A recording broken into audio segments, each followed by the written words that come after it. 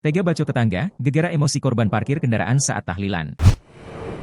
Gara-gara parkir kendaraan saat tahlilan, pria di Banyuwangi, Jawa Timur tega bacok tetangganya sendiri hingga luka serius.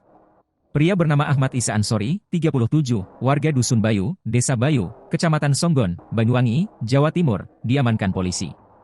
Pelaku diamankan setelah kedapatan membacok Satnoto, yang tak lain adalah tetangganya sendiri saat tahlilan.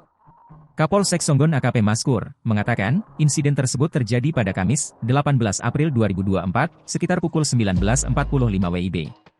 Maskur mengatakan, motif pembacokan itu dipicu hal sepele yakni karena lahan parkir di sekitar rumahnya.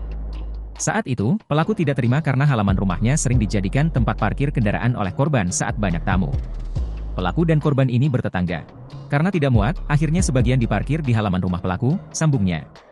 Rupanya tindakan yang dilakukan korban karena parkir sembarangan itu, sudah sejak lama tidak disukai oleh pelaku. Emosi pelaku kemudian memuncak saat korban mengadakan pengajian tahlil di rumahnya. Pelaku tiba-tiba mendatangi rumah korban sambil mengingatkan agar tidak parkir sembarangan. Awalnya kedua orang tersebut terlibat cekcok. Karena tersulut emosi, senjata tajam yang awalnya hanya digunakan untuk menakut-nakuti langsung menghujam ke tubuh korban. Hasil pemeriksaan, parang yang dibawa pelaku untuk menakut-nakuti saja.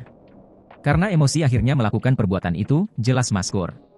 Akibat insiden itu, korban terluka parah. Korban menderita luka di bagian wajah sebelah kiri.